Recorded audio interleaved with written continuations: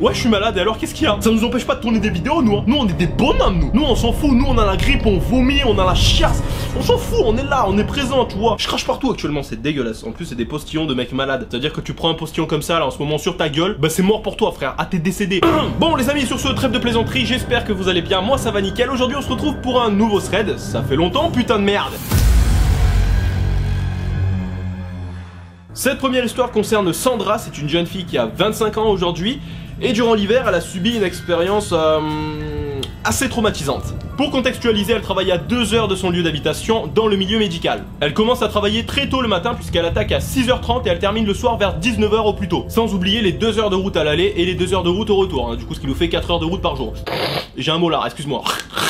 Et notre chère Sandra habite dans un quartier très tranquille, en pleine campagne, du coup ce qui fait qu'il y a généralement peu d'incidents. Et peu de monde aussi, hein, on va pas se mentir, parce que c'est une campagne. Tu peux éventuellement croiser une vache ou deux, quelques oiseaux, allez soyons fous, mais voilà, ça s'arrête là. Comme je vous ai dit précédemment, nous sommes en hiver, du coup le soleil se lève très tard le matin et se couche très tôt. Vers 17h, 17h30, il fait nuit quoi. Pour se rendre sur son lieu de travail, elle doit sortir de chez elle, ce qui est un peu logique en même temps, sauf qu'elle doit passer par un bar, le bar qui se situe au pied de son immeuble, sauf qu'elle a pas trop envie de passer par là puisque c'est un bar mal fréquenté et puis elle peut tomber sur des personnes malveillantes ou mal attentionnées, et puis à 4h30 du matin, il y a potentiellement des personnes bourrées, voilà, qui peuvent l'accoster en mode mademoiselle, vous êtes charmante, ça vous dirait une glace à la menthe?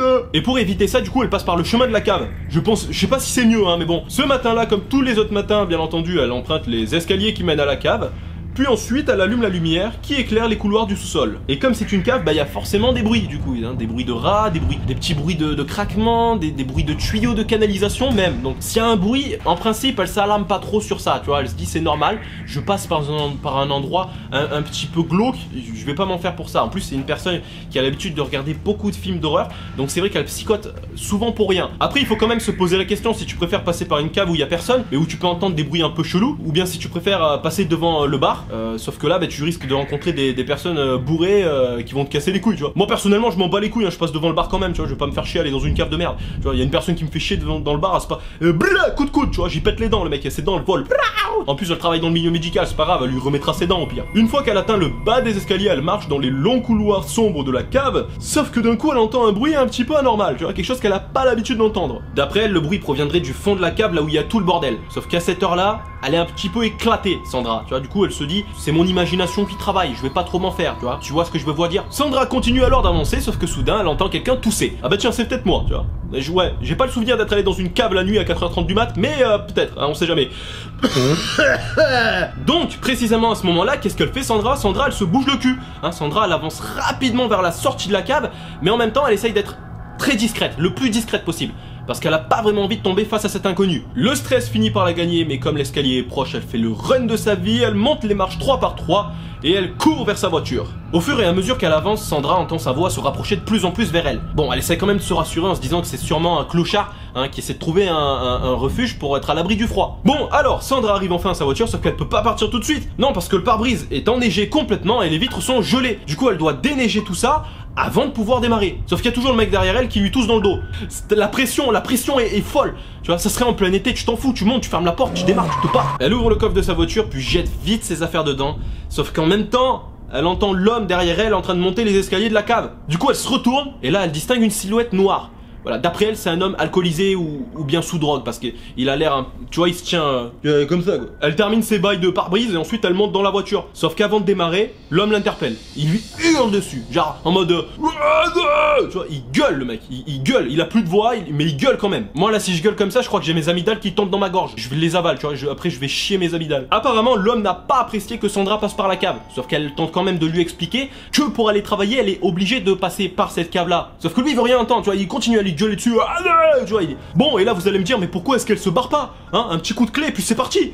Oui, sauf qu'elle vient juste d'activer le désembuage, hein, parce que les vitres, il y a de la buée dessus, elle voit absolument rien. Du coup, elle peut pas rouler comme ça, parce que sinon elle peut avoir un accident, tu vois. Et en attendant, elle est avec cet homme-là qui lui gueule dessus, qui lui dit waouh, c'est ma cave. Enfin bref, le mec il est à l'ouest, tu vois.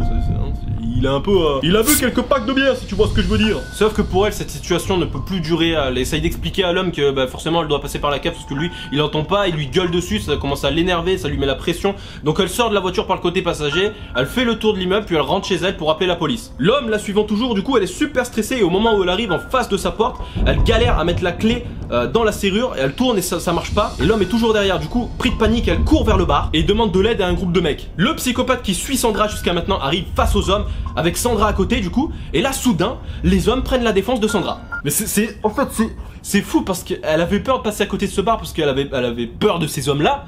Et en fait, au final, bah, c'est eux qui lui sauvent la mise. Donc, au final, l'homme qui a pris sa défense a fini par faire fuir le psychopathe. Et puis, il a ramené Sandra à sa voiture et il a même aidé à déneiger son pare-brise. Donc voilà, ce qui est plutôt cool en fait. Au final, c'est sympa. Donc maintenant, elle ne passe plus par la cave. Elle passe tout le temps par le bar. Alors qu'au final, elle faisait l'inverse. Et en fait, bah, elle a plus eu des emmerdes en passant par la cave qu'en passant par le bar. Du coup, voilà, maintenant, elle se sent rassurée quand elle passe par le bar. Fin de l'histoire. Deuxième histoire.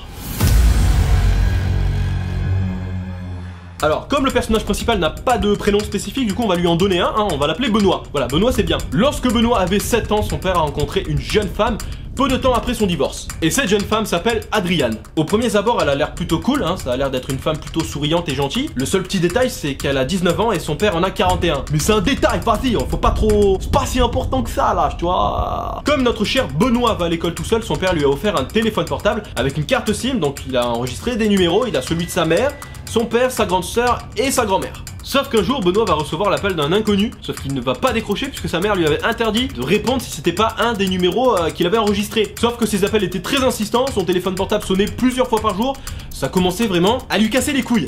Alors après 50 appels, il finit par désobéir à sa mère et puis il répond: oui, allô? Rien d'inquiétant puisque c'était juste Adriane qui voulait prendre de ses nouvelles. Donc du coup il lui répond et puis ils ont un petit échange tous les deux, tout se passe bien. Sauf qu'elle est un peu vexée qu'il ait répondu qu'une seule fois puisqu'elle l'a appelé quand même beaucoup de fois. Voilà, donc bon, ils se parlent quand même, tout se passe bien.